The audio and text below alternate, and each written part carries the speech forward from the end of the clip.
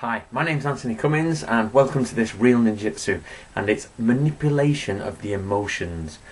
Right, as you know, we translated the Shoninki, which is True Path of the Ninja, and what I want to do is tell you about one of the sections in there. The Japanese population at the time of the Shinobi were based in Buddhism and Shintoism, things like that. Now what they had was a set of 7 core emotions that they believe all humans were born with. And here are the 7 emotions.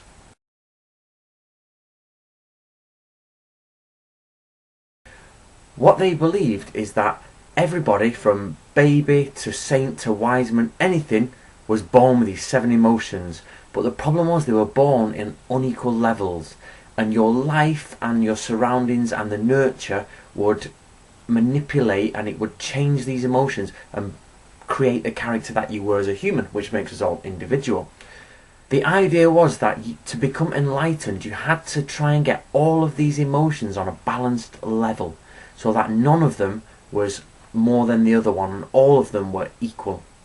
So what Natori says is, if you want to know how to manipulate people, and you want to know how to manipulate your target, a shinobi should find out which is the core element that the person, which element is predominant above all the others in a human. Now he states that most people will hide this. They will hide which is their most predominant element because of our social upbringing. But what he says is, in the state of emergency or in a state of ecstasy or excitement or anything where social norms drop slightly, you will see which of the 7 emotions a person has. So for example, if they're given money, if they're given titles and houses, if there's emergency, if they're in fear of their life, everything will change, and for a split second or a minute that emotion will come out. Now once a shinobi has checked this emotion, what you do is you build your strategy of manipulation based on that emotion. So if you need to manipulate someone who gets angry, use something that will anger them. If you want to manipulate someone who's obsessed with beauty or obsessed with greed or lust, you use something that manipulates that sense. And what this does is unbalance your target, and from there you can start to manipulate them, depending on the situation of course. So but that is the key point to the manipulation that the shinobi uses. So this is the type of things ninjutsu really is. It's about understanding the mind.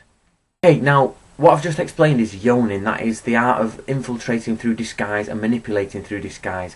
If you want to use this in inin, which is infiltration at night, what you have to do is you have to create an emergency to see how people, guards, townsfolk, officials, see how they react. Create a disturbance so that the guards react, and they react outside of the social norm. They think it's an emergency. From there you can tell what the guards will do.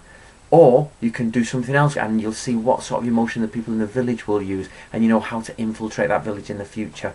So this very key lesson of the 7 basic emotions runs all the way through ninjutsu, and it's an impressive skill, but I can imagine it would take years to master this type of understanding. So there's another tidbit, of course.